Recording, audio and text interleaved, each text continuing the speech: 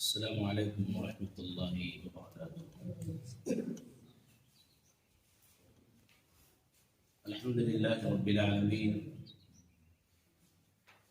والصلاة والسلام على رسوله الكريم نبينا محمد وعلى آله وصحبه أجمعين، وبعد. قال الله عز وجل: فويل للمصلين الذين هم عن صلاتهم ساهون. معزز سامعین، پچھلا درس دوران نماز ہمارے سجدوں میں کیا کمی ہوتی ہے، سجدوں میں کیا نقص پایا جاتا ہے، اس کی تفصیل آپ کے سامنے پیش ہے۔ آج کا درس بھی دوران نماز پائی جانے والی کچھ غلطیوں کے بارے میں ہے۔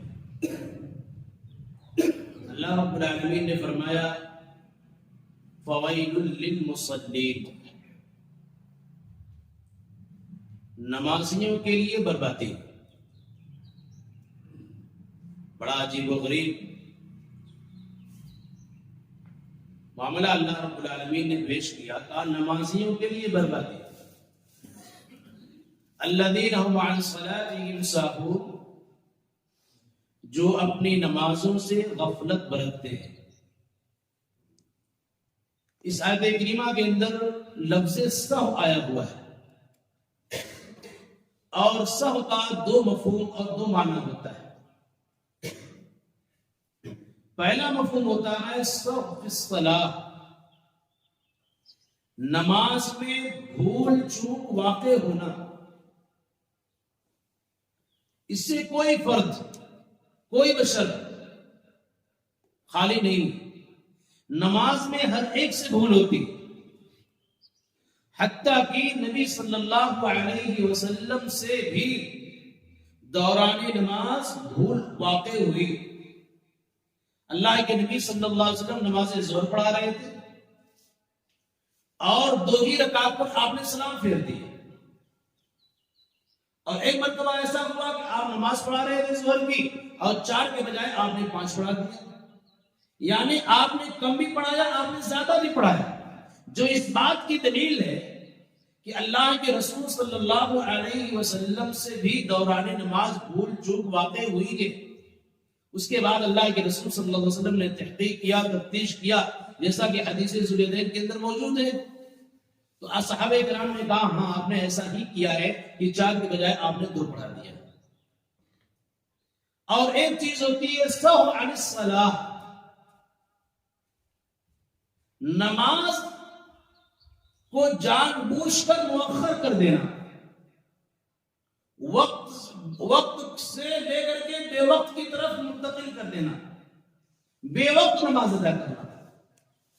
اور سہو کا ایک نہایت صحیح اور درست معنی یہ بھی ہے کہ نبی صلی اللہ علیہ وسلم کی نماز کے مطابق نماز نہ پڑھنا۔ نبی صلی اللہ علیہ وسلم نے جو نماز کا طریقہ بتایا ہے اپنے قول و عمل سے، اس کے مطابق نماز نہ پڑھنا، یہ بھی سہو عن الصلاۃ کے اندر داخل ہے۔ حذیفہ بن یمان رضی اللہ تعالی عنہ نے ایک آدمی کو دیکھا کہ وہ نماز پڑھ رہا تھا، اور نماز پڑھنے کے دوران نہ تو اپنے رکوع کو صحیح کر رہا، نہ تو سجدے کو صحیح کر رہا، دونوں میں غلطی ہے۔ فلما قضى صلاته، جب اس آدمی نے اپنی نماز پڑھ لی تو حذیفہ بن یمان رضی اللہ تعالی عنہ نے اس سے کہا ما صلیت، تم نے نماز نہیں پڑھی؟ لو مت على غیر سنت محمد صلی اللہ علیہ وسلم، اگر اسی طریقے سے نماز پڑھتے ہوئے تمہارا انتقال ہو جائے، تمہاری موت واقع ہو جائے، تو نبی صلی اللہ علیہ وسلم کی سنت کے علاوہ پر تمہاری موت واقع ہوگی، یعنی تمہاری نماز نبی صلی اللہ علیہ وسلم کی سنت کے مطابق نہیں ہے۔ یہاں کیا ہے کہ وہ نماز تو پڑھ رہا تھا وہ شخص، لیکن اس کی نماز نبی صلی اللہ علیہ وسلم کے سنت کے مطابق نہیں تھی، اس لیے نماز پڑھنا الگ چیز ہے، نماز کیسے پڑھا جائے الگ چیز ہے۔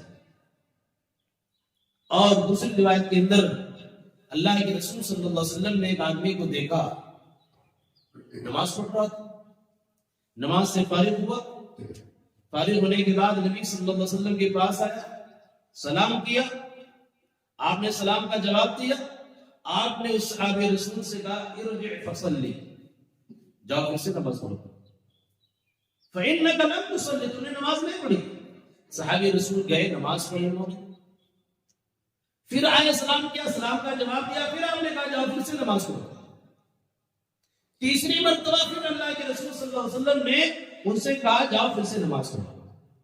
معلوم یہ ہوا کہ اگر تعدیل ارکان، ہماری نماز میں اطمینان نہیں ہے، ہماری نماز میں سکون نہیں ہے، اور ہمارے رکوع اور سجود کافی عجلت میں ہو رہے ہیں، جو جہاں ہڈی پہنچنی چاہیے اس حالت میں اس طریقے سے نہیں پہنچ رہے گے، تو یہ سمجھیں کہ ہماری نماز مکمل نہیں ہے، ہماری نماز سنت نبوی کے مطابق نہیں ہے۔ اسی کو اللہ کے رسول صلی اللہ علیہ وسلم نے فرمایا، صحیح ابن حبان کی روایت ہے، ابو ہریرہ رضی اللہ تعالیٰ عنہ کہتے ہیں اسمع الناس سرقۃ، لوگوں میں سب سے برا چور وہ ہے الذی یسرق صلاتہ، جو اپنی نماز کی چوری کرتا ہے۔ لوگوں نے کہا وہ کیف یسرق صلاتہ، نماز کی چوری کیا ہوا کرتی ہے، نماز میں کیسے چوری کرتا ہے؟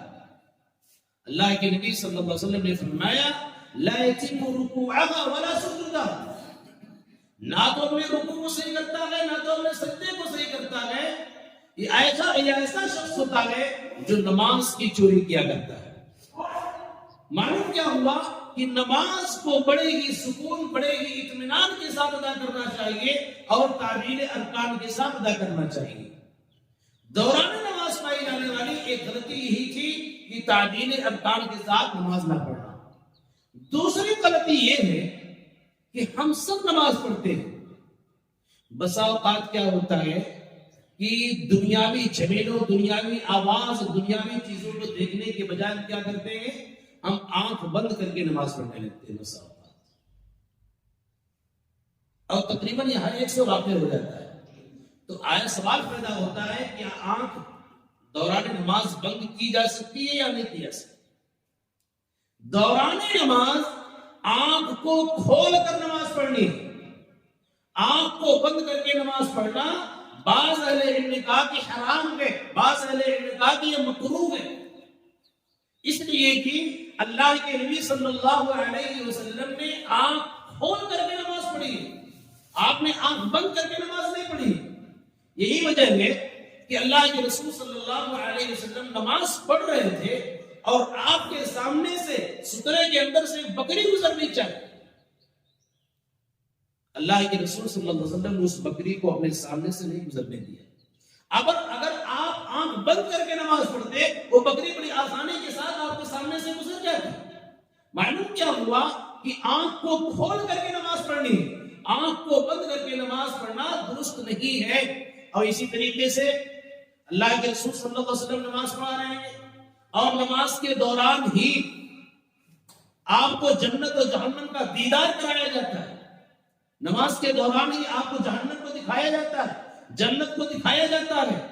اور اس کے علاوہ بہت ساری مثالیں، تعبد اللہ کأنک تراہ فإن لم تکن تراہ فإنہ یراک۔ اس سے اس کا مطلب یہ ہوا کہ آنکھ کو بند کر کے نماز نہیں پڑھنی چاہیے۔ اور اس کے وجوہات کیا ہے، کیوں نہیں نماز پڑھنی چاہیے آنکھ بند کر کے؟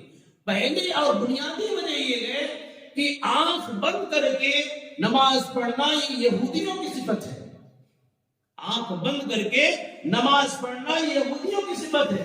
اور دوسری وجہ یہ ہے جب آدمی آنکھ بند کر کے نماز پڑھے گا تو اسی صورت میں نیند کا مقدمہ ہوتا ہے، آدمی کو نیند آ سکتی ہے، اور نیند آنا اس بات کی دلیل ہے کہ آدمی غفلت اور سستی کا شکار ہو چکا ہے، اور اس کی نماز میں خلل واقع ہو جائے گا، خشوع و خضوع کا اہتمام نہیں پایا جائے گا۔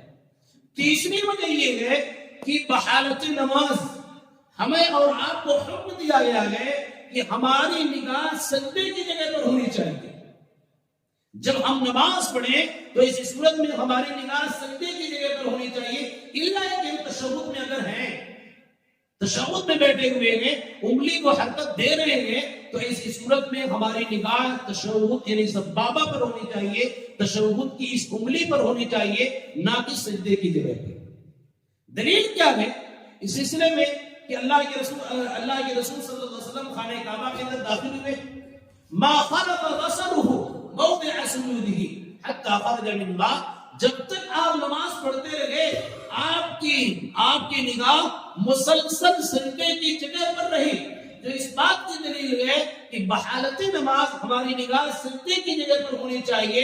اب اگر آدمی آنکھ بند کر کے نماز پڑھتا ہے، اس کا مطلب یہ ہوا کہ اس سنت کو وہ چھوڑ رہا ہے، جس سنت پر عمل کرنے کا حکم دیا جا رہا ہے۔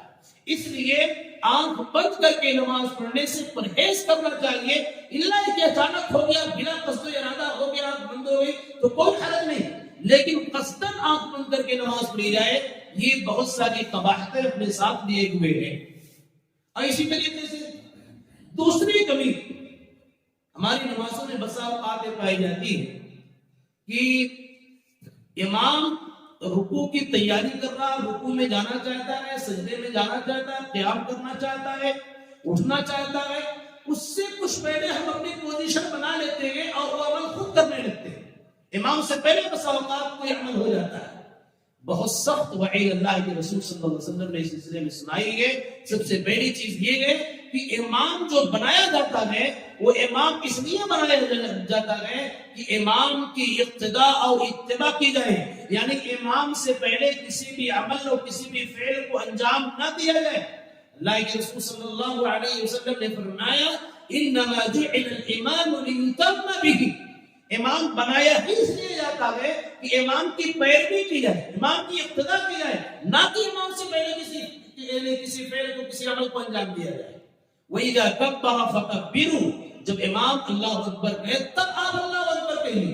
اور دوسری روایت کے اندر اللہ کے رسول صلی اللہ علیہ وسلم نے فرمایا اما يخشى الذي يرفع رأسه قبل الإمام أن يحبب الله رأسه رأس حمار أو يجعل صورته صورة حمار، کیا وہ آدمی ڈرتا نہیں ہے، خوف نہیں کھاتا ہے، جو امام سے پہلے رکوع اور سجدہ کرنے لگتا ہے، جو امام سے پہلے اپنے سر کو اٹھانے لگتا ہے، جو امام سے پہلے اپنے سر کو جھکانے لگتا ہے، یعنی امام سے پہلے عمل کو انجام دینے لگتا ہے۔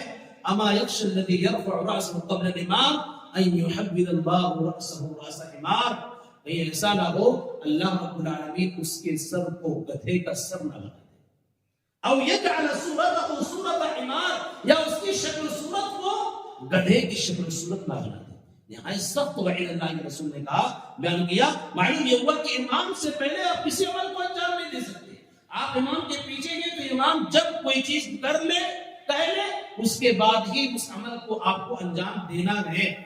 اس حدیث کے اندر یہ بیان ہوا کہ اللہ رب العالمین اس کی شکل کو، اس کی صورت کو یا اس کے سر کو گدھے کا سر بنا دے، یہ آپ نے بطور وعید بیان کیا ہے، آپ صلی اللہ علیہ وسلم نے وعدہ نہیں کیا ہے۔ ورنہ کوئی یہ کہ بہت سارے لوگ تو کرتے ہیں سماج میں، نماز پڑھتے ہیں امام سے پہلے کر لیتے ہیں، ان کا سر گدھے کا سر نہیں بنتا ہے، ان کی شکل گدھے کی شکل نہیں بنتی ہے۔ کچھ لوگ اعتراض کر سکتے ہیں، ایک چیز ہوتی ہے وعدہ اور ایک چیز ہوتی ہے وعید۔ اللہ رب العالمین، اللہ کے رسول صلی اللہ علیہ وسلم نے اس حدیث کے اندر وعدہ نہیں کیا ہے، آپ نے وعید سنائی ہے، اور وعید دنیا کے اندر بھی مل سکتی ہے اور آخرت کے اندر بھی مل سکتی ہے۔ یعنی ہو سکتا ہے جب ایسا آدمی اپنے قبر سے اٹھایا جائے اس کی شکل گدھے کی شکل ہو، اس کی صورت گدھے کی صورت ہو، اس لیے اس حدیث کو وعید پر محمول کیا گیا ہے، نہ کہ وعدہ پر محمول کیا گیا ہے۔ یہ معلوم یہ ہوا کہ امام سے پہلے کسی بھی عمل، کسی بھی فعل کو انجام دینے سے پرہیز کرنا چاہیے، تاکہ ہماری نماز سنت کے مطابق ہو سکے اور ہم نماز کا جو اجر چاہتے ہیں امام کے اتباع میں وہ پورا اجر ہم کو مل سکے۔ یہ 2-3 غلطیاں آج کے درس میں تھی، آئندہ درس میں کچھ اور غلطیوں کی جانب نشاندہی کی جائے گی۔ اللہ رب العالمین سے دعا ہے کہ اللہ رب العالمین ہم تمام لوگوں کو سنت نبوی کے مطابق نماز پڑھنے کی توفیق عطا فرما، آمین۔ السلام علیکم ورحمۃ اللہ۔